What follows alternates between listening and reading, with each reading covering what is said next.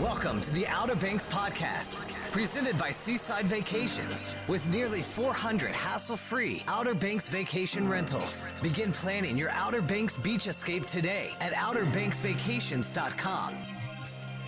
Welcome to the Outer Banks podcast, brought to you by Seaside Vacations. I'm Bryn Pittman. Today, we're diving into a very special part of the Outer Banks, Corolla's Wild Horses. I'm joined by Meg Puckett, the Director of Herd Management for the Corolla Wild Horse Fund, who has devoted herself to the care and preservation of these iconic horses. Meg from the Corolla Wild Horse Fund, thank you for joining me. Thanks for having me. Thank you for coming down here. I know you've been all over the place this morning. Yep. You are the Director of Herd Management for the Corolla Wild Horse Fund, so tell us a little bit about that. Sure. So I am tasked with taking care of all the horses. That's a simple way to put it. But we have a little over 100 horses in the wild herd right now that we manage in various ways. And then we also have a rehabilitation center for horses that have to be removed from the wild that's over on the mainland in Grandy. And so I'm also responsible for managing all of those horses as well. Yeah. So how long have you guys had the rehabilitation center down here in Grandy? Well, so, to backtrack a little bit, Yeah. So the fund, we are a 501c3 nonprofit. We are recognized by the county, the state, and U.S. Fish and Wildlife as the managers of the herd in Corolla. And so that's kind of what gives us the authority to do what we do and take care of the horses the way we do. The fund was started sort of loosely as a volunteer group of people back in the 80s. When development came into Corolla, the road was paved, there were horses there, and they started getting hit by cars. Yeah. I saw some. I was looking on your website, CorollaWildHorses.com, and I saw some of those statistics, and I was like, wow. It was, I think it was, I can't imagine what it must have been like for people back then to just see it happen over and over and over, and so that's what brought together community members that said, we need to do something about this. This is not good, not sustainable. And so that's kind of how the Wild Horse Fund started. We were incorporated as a nonprofit in the early 2000s and sort of began to exist as we do today then. So that's kind of a little bit of background about us. And then, so as far as the rehabilitation farm over on the mainland, we purchased that property in 2018. Prior to that, we'd been leasing it. And then prior to that, it was really just a matter of finding people who were willing to take on these horses and provide a place for them to live and take care of them. We're very lucky now to have that permanent sanctuary for the horses that do have to be removed. Yeah, so for many that don't know, and I am one of those, I did not know about the rehabilitation center because if something happens to one of the wild horses here in Corolla, in Corova, they have to be removed from the herd and they have to be placed somewhere. Right. And that's them. And that's it. They don't go back, do they? No, they don't. And so, we manage the herd as hands-off as possible. We don't want to intervene in their normal day-to-day life. And for a wild horse, sometimes that normal day-to-day life involves injuries. It involves, all kinds of things that where a domestic horse, you would certainly call the vet right away and have it treated. Wild horses can very often overcome that themselves, and so we want them to be wild. And part of being wild is, that's not always pretty, right? Wild and free on the Outer Banks. That's it, and so, we really, really try to be hands-off and let them do their thing. They're very good at taking care of themselves. So when do you know the right time to actually intervene? Right. So in an ideal world, we're only going to intervene in life or death situations. And so that is when it comes down to, our herd management team, myself, and then our veterinarian, looking at a horse and saying, okay, this horse is suffering from something that it is not going to survive in the wild. There's no way it will survive it, and it will suffer greatly if we leave it here. That could be anything from a broken leg to, sometimes an older horse that may have, issues that due to age and that kind of thing, it's not going to survive. And so, we're not going to leave a horse to suffer if we know that there's no way it's going to survive. And that's when we will intervene. Speaking of the older horse, you actually, October 16th, I saw an article in Outer Banks Voice. You guys had to put one down. We did, yeah. She was in her mid to late 20s, we think, which is pretty old for a wild horse. Okay, that's pretty much the end of their life. I mean, we've certainly had some that live beyond that into their 30s, but that's pretty rare, by the 20s. And so she was an older horse. We've been keeping an eye on her, through the summer. She had started to lose some weight, which is indicative of usually teeth issues in a horse and an older horse. And so had been watching her for signs of, when she was ready to go. And so we did come across her. She was down and not able to get back up. And so in that case, we're not going to leave her laying there dying and suffering. And so our vet came over and we euthanized her so that, just so she wasn't suffering anymore. I'm talking about watching the horses. I mean, you guys have over 7,000 acres that you have to kind of monitor for. You said around 100 horses or so? Yep. How do you do that? It's tricky. So we, and a lot of it is not accessible, or it's not easily accessible, So what people can see when they drive up there, when they go on a horse tour, is a very, very small part of the horse's habitat. There's a lot of acreage, behind the dunes have access to. And a lot of it is swampy and marshy. And, there might be places that we can get to in February that we are not going back into in July, right? So okay, so that makes sense now. Yeah. You're waiting for it to kind of firm up a little bit to walk around, ticks, so, things that bite. Yeah, it's challenging, and the horses can get into places that we can't, and so we do have staff that monitors the herd 7 days a week. We've got staff out there, and so as they're driving around, they are they've got a Google form that they fill out, and they will make note of latitude and longitude coordinates of where they see horses. If they can identify the individual horses, which most of them can, they will make a note of who that is. If there's any interesting behaviors they're seeing, they will make a note of that. And so we do a pretty good job of keeping track of most of the horses on a regular basis. That all gets dumped into a spreadsheet. And so say, I'm like, well, where was Mocha 3 weeks ago? I can search her name and kind of see where we last saw her and go look for that. Now, are you responsible for coming up with the names? Yes and no. Okay. So we, names are always like this hot subject that everybody has very strong opinions about names. And that's true for really, I think, anybody that manages wildlife, and even at zoos, it's a big topic of conversation, like to name or not to name. The Corolla herd has always been named ever since the 80s. They're named. And so every horse in the herd does have a name. They also have a registration number. But for us, for management, it's a lot easier for us to communicate with each other when we say Top Notch instead of whatever his registration number is. I don't know that off the top of my head. What does Top Notch look like? Yeah, Top Notch, he's really pretty. Top Notch is an easy one to identify because he's got 4 white stockings on his legs and a white blaze on his face, which we don't see very often. So he's great because he's easy to identify. Now, what is out of all the horses that you've managed? Because you've been with the Corolla Wild Horse Fund for how long now? Since 2016. So, what has been your favorite horse? That might be a little hard for you. Yeah, that's like asking who your favorite kid is. They're all special for different reasons. I mean, you certainly get attached. I mean, they are wild, but we're around them all day, every day. They all have individual personalities. We collect DNA, so we're working on ancestry. So we've got some horses now that we have ancestry back to like great-great-grandparents. And a lot of those grandparents and parents are horses that we knew and loved that have now died, and so you end up with that connection to a lot of these horses that, because of who their parents were, because of what their ancestry was. So, That's it's hard to pick a favorite. I could see where that would be very hard to pick a favorite. I won't tell either one of my kids, hey, you're my favorite over the other one. Right. Now, what has been one of your favorite memories being here?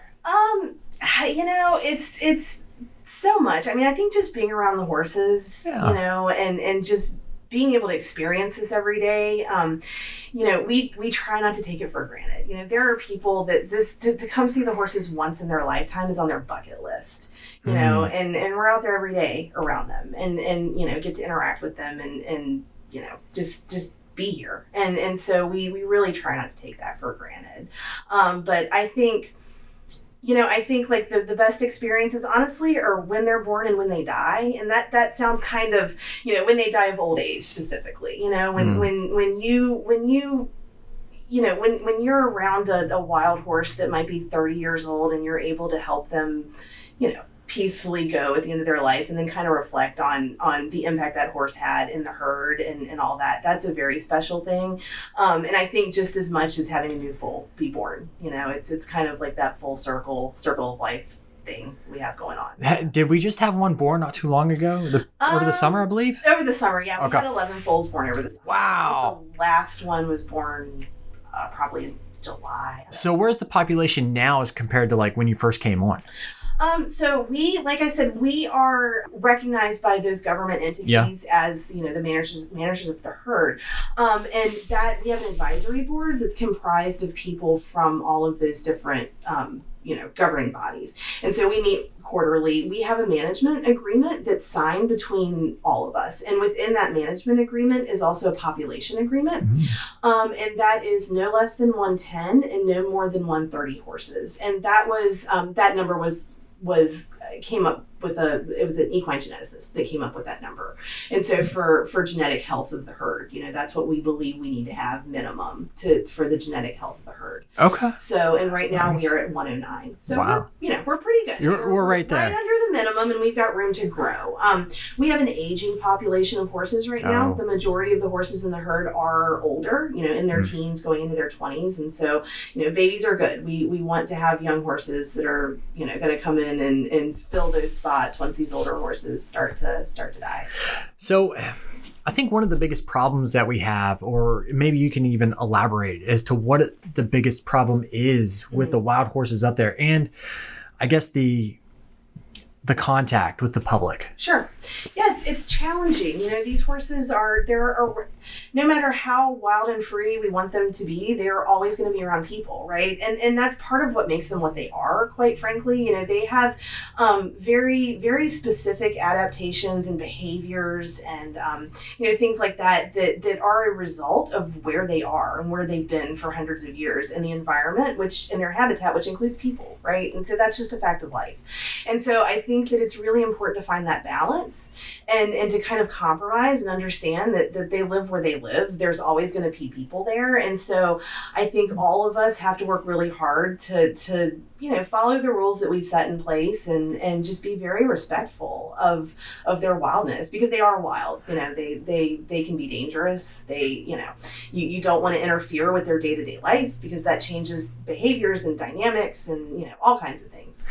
And I think when people see a wild horse or a horse alone, they're like, oh, hey, I want to go feed them. I want to go do that. No, don't feed the wild horses. It's hard. And I get it. You know, horses are not something that people necessarily always think of as a wild animal. You know? I mean, even if you have a tiger in a zoo, you know that's a tiger. That's, you know, that's a wild animal that can hurt you. And I think that sometimes it's hard for people to remember that around horses.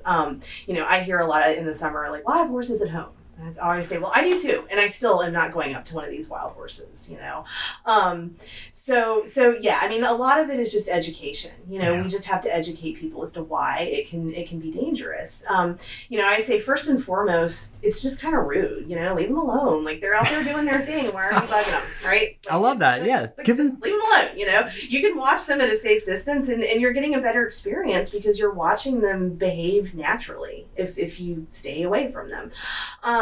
But then also, you know, human interaction can cause a lot of issues. It can habituate horses to where they, you know, just like bears or anything else, if they get fed too much, they can become dangerous. And then it can also, you know, we've had horses die from being fed apples and different things. You know, it's not a part of their natural diet. They don't know how to eat them. You know, they don't know how to chew them up and swallow them in pieces. They can choke on them. It can give them very bad stomach issues and digestive issues. So, you know, I always tell people it's very, very easy to come and just not mess with them. Like, it's not going to ruin your vacation if you don't get to pet a wild horse, you know. And if you want to take a selfie, take it from a distance. Exactly, you know, and I think that it's up to all of us who come, whether we live here, you're visiting, you're only coming here once, you come here every summer, you know, we all have to be a part of protecting it. You know, we are all invested in this. And so I think everyone needs to be kind of personally responsible for helping us protect the herd. You know, the herd doesn't belong to us, the Corolla Wild Horse Fund. They're not our horses until they come to our farm, and then that changes things. But the wild horses, you know, we are just their stewards. We are here to protect them for the public. They're the state horse in North Carolina. They belong to the public, you know, and so it's also up to the public to help protect them. Do your part. Just kind of stay away from them. Give them their space, like you said. Just be mindful. They're on vacation. They've been here since the 16th century? Yeah, since 1600s. So they're on a permanent vacation. Banker horses is now that's their breed. That's the breed now. Yeah, okay. Banker horse. Yep. So give me a little history of the actual, like, what type of horse did that generate from?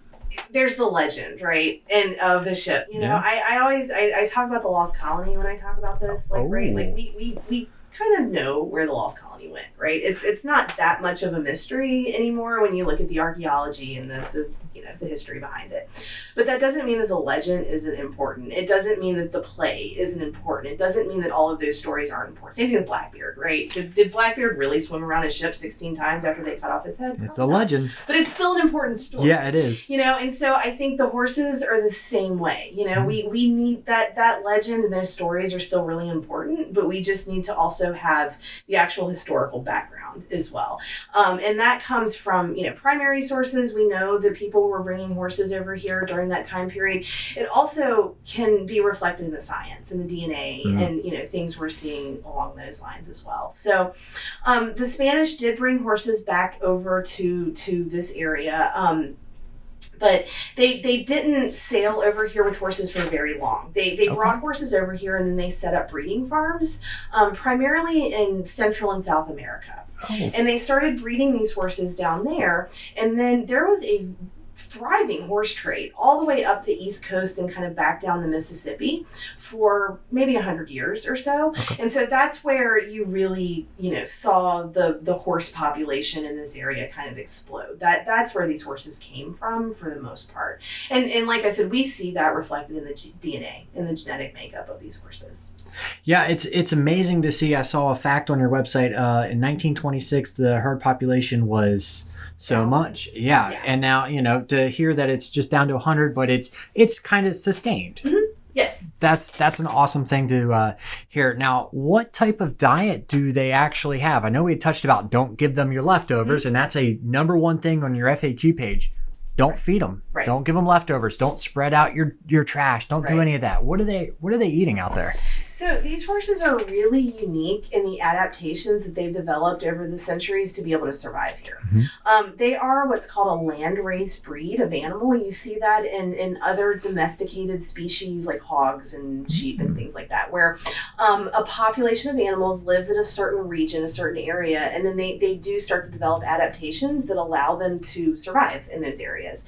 And that's what we see in these horses. So, when you think about Corolla, there's not wide open grassy plains. There's not much up there. Right.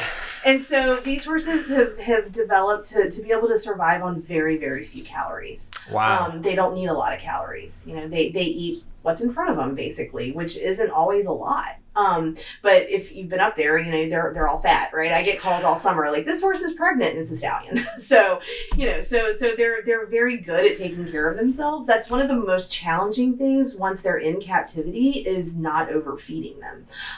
We don't fertilize our pastures at the farm. Oh, wow. Because that rich green grass would kill them. It would be very, very bad for them. Never even thought about the richness of the nutrients and everything in it would disrupt their diet. We don't feed grain or anything like that because they just can't handle it. They don't need it, and it's not good for them. So they're seasonal grazers when they're wild. They're going to pretty much eat what's green. We've seen them this time of year. They're eating wax myrtle. They're eating live oak. We've seen them eat greenbrier before. They do eat acorns, which is very uncommon with horses. They love persimmons this time of year, starting to ripen and get sweet, so you'll see them eat those. Summertime, they eat the tops of the sea oats on the dunes. So they're going to go to where there's food. Okay, and for that, it might be underneath somebody's property. Mm-hmm. You might walk down from your kitchen out through the front door, and there's a horse. What do you do? What do you do in that instance? Just be really, really grateful that you're in a cool place where wild horses come hang out under your house and you're on vacation, and just kind of relax and let them do their thing. That's what I always tell people, Yeah.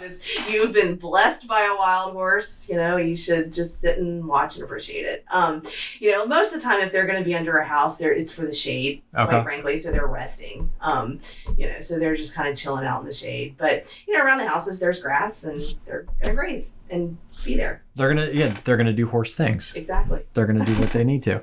Now, is there a number or anything to call? Like if somebody's out there and they spot something, this horse isn't doing well, who do they call? Well, so, for if you're out on the beach and you need to get in touch with somebody real quick, you dial 911. And that's going to go to Corolla County Dispatch, and then they are going to be able to dispatch deputies if that's appropriate. They'll also call me. And so we're on call 24/7, 365. So if you call Corolla County Dispatch, which again, you can get there through 911, they're going to get in touch with us really quickly, and then we're going to be able to address it. What has been the strangest call that you've received? Oh my gosh, there's been we always say I should write it down because one day we could write a book about this. We've had horses go in houses, cleaners will leave doors open downstairs, and so there was one morning I got a call from a pool guy who said there's 6 horses in this house. I was like, well, okay. In the house? In the house, they were downstairs in the game room. It was air conditioned, the flies were really bad. And, he got him out. I think I talked him through it over the phone, and he pushed him out through the door. And then I think they ended up having to give the people that were coming in that morning to rent the house a different house because it was just destroyed. They had to go and clean it. So. I can only imagine everything. Oh my. Yep. And then, it's I've gotten calls that there's a horse at the Hampton Inn, which if you're familiar with the area, the Hampton Inn is miles and miles away from, and so sometimes it's deer or whatever. So that's, Well, my next question was going to be, how far south have you seen any of these horses? Well, so there's a fence. So they are not really supposed to be south of the end of the road in Corolla. Okay. The fence goes out into the ocean quite a ways.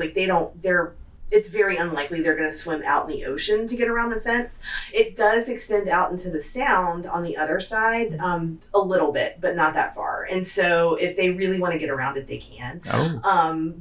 They don't do it that often, but they can. So every once in a while we'll have horses in town in Corolla, but we've got a great group of volunteers who has been very well trained in moving horses, and so they'll just run out and put them back where they belong. So you say moving horses. What does that entail? Basically just kind of getting behind them and guiding them. And you'll have enough people to kind of get around them and just kind of guide them back. The horses, they're also very smart. They don't get enough credit, I don't think, for how smart and intuitive they are. And so the ones that tend to get out more regularly, they know the drill. They know they're not supposed to be there. They know who our volunteers are. They know the gig is up, and they turn around and go home. Who's the troublemaker in the herd?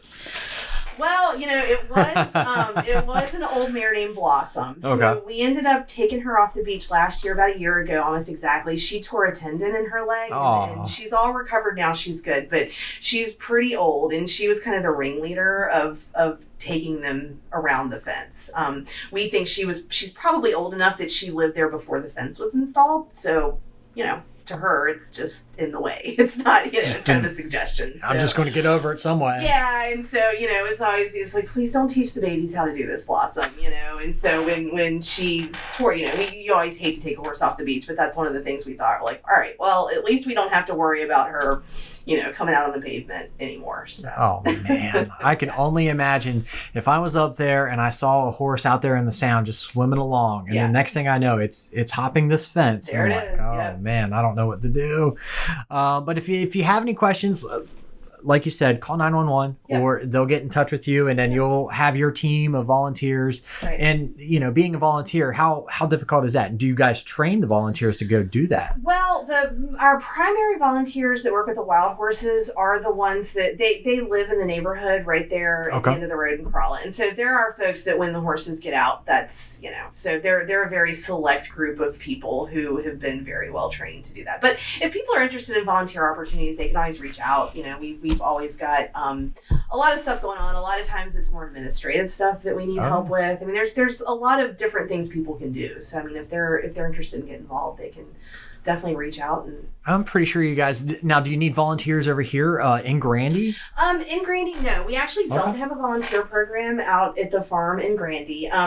We've got staff that work out there, and so we also we've got horses on the farm that they're varying degrees of being domesticated. A lot of them have behavioral issues, health issues. They're older. It's very much a sanctuary, right? And so we have to be very careful with who is interacting with a lot of those horses. Oh, okay. They can still be very dangerous. Well, describe. So when one of the horses come across, or you got to pull her from the herd, and she comes over here, or they come over here, and they get rehabilitated, and we know that they can't go back. What is their normal day to day? Do they adapt? They do.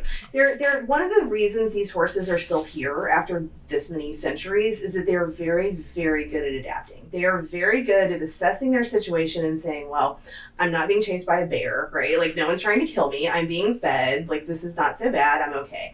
And so, but every horse is different. And so every single horse that comes in is going to be treated differently. It just depends on so many things. It depends on their behavior. It depends on their age. The younger horses are generally easier to train more quickly than the older horses, and so we are all about compromise, meeting them in the middle. There's certain things they have to let us do. They have to get medical care and they have to get their feet trimmed, but other than that, we really try to do what's best for each individual horse. So some of them are saddle trained. We have some horses that get ridden. We have horses that do outreach, that are ambassadors for their breed. So they go out to different events and schools and things like that. And then we have some horses like Blossom, who I just mentioned, who is very much retired and just living a happy retired life. She gets fed twice a day and she's got a big pasture and she's happy doing that. Has she gotten out of the fence up there at the farm? No. Oh, she hasn't escaped yet. She's not escaped, but she's got plenty to eat. I don't think she has much of a reason to go anywhere anymore. So now I saw online that you guys do Mustang Mondays. Mornings, yes. Mustang mornings. Yes, excuse me, Mustang mornings. Yeah. So what's Mustang mornings? So that's when we open the farm up. So we call it our farm open house. So every Wednesday, all summer long, we open the farm up to the public for the day, and it's kind of a self-guided thing. I mean, we've got staff, and we do have volunteers for those events that are around the farm and can talk about the horses there. We have a little gift shop that we set up. So it's a great opportunity for people to come see the other side of things, see what happens when the horse comes off the beach, talk to the people that work with them every day, and then also see a lot of those horses that I think people loved and got attached to in the wild, and then they leave, and so it's an opportunity for them to come see those horses again and see that they're happy and healthy and get to pet them, which they can't do in the wild. And so it's a really, I think, important opportunity for that, to let people get safely close to them and interact with them, that again is safe and respectful and appropriate. Yeah, I mean, you definitely want to be respectful. They are wild animals. They are out there on the land, and they are taking care of themselves. So what are your 3 points of advice that you could tell somebody if they are out there and they are experiencing the wild horses of Corolla? Well, I think, the county ordinance says you have to stay 50 feet away. If you stay 50 feet away, you're good. You're not going to feed them. You're not going to pet them. You're not going to cause any problems if you're 50 feet away. So first and foremost, that's what you need to do. I think second, if you see something, say something. If you see someone doing something dangerous or doing something that could harm a horse or harm themselves, I mean, we don't want people to get hurt either. Make that phone call so that we can make sure that everybody's staying safe. And then I think in addition to all of that, just in general, being respectful of this place, right? Air down your tires, drive safely, don't drive over the dunes, be respectful of private property, don't litter. All of that, it helps the horses, but it also just helps all of us. It helps the environment, all the other wildlife. So, help us take care of the area. Yeah, respect the beach, respect everybody here, respect the animals that live here that called this their home before we even had the chance to. Right. If you get a chance, make sure you check it out online, CorollaWildHorses.com. Meg, I really appreciate you coming down here. Thank you. This was awesome. I've learned so much about the wild horses that I'm upset that I don't get up there enough to go see or take a tour, because there are wild horse tours up there. Absolutely, yes. And we do encourage people to take a tour if they want to see the horses. It's a safe way to do that. The tour guides are very well educated. We work very closely with the tour companies to educate them, and provide information and stay in contact with them. They know where to go to find the horses, and there are a lot of days in the summer you do not want to drive your own vehicle up there. No, I have seen some of the people drive their vehicles on there. It makes me scared. It's not fun if you don't know what you're doing. No. So, it's and also again back to being like a good steward for the environment. It lessens the footprint on the beach. That's true. All those people in the back of a tour truck are not driving their own vehicles, and that's good for the environment. It's good for the condition of the beach. So that's very good. And there's also a museum up there, I believe, that you can. Yes, yeah. We have our headquarters is in Corolla. Yep. So we're in the historic village right behind the bookstore in Corolla, and we've got a little museum and a gift shop. And that's a big part of our fundraising as well. So when people buy t-shirts and hats and that kind of thing, that goes back to the horses and helps us continue the work. So definitely come check us out. I do. I really appreciate all the history, all the education that you've given me. If you could just do me one thing, just invite our listener out to the museum and out there to the Corolla Wild Horse Fund. Sure. We would love to see everyone who's listening now come see us in Corolla. We are open most of the year. We do close down for, the dead of the winter for a couple weeks, but, check our website and Facebook, but please come see us and, learn about the horses. If you're here in the summer, come to the farm. It's a really, really great event. It's just, I think it's really amazing for people to be able to get up close and personal with the horses at the farm. So definitely check us out in the summer at the open houses too. I want to thank Meg for giving us such a fantastic peek into the world of Corolla's wild horses. Hearing about all the challenges and the triumphs of managing this herd is a true reminder on how special these horses are to the Outer Banks community. If you'd like to support or learn more, find them online at CorollaWildHorses.com. Thanks for listening, and join me next time as we continue to explore the stories of the Outer Banks.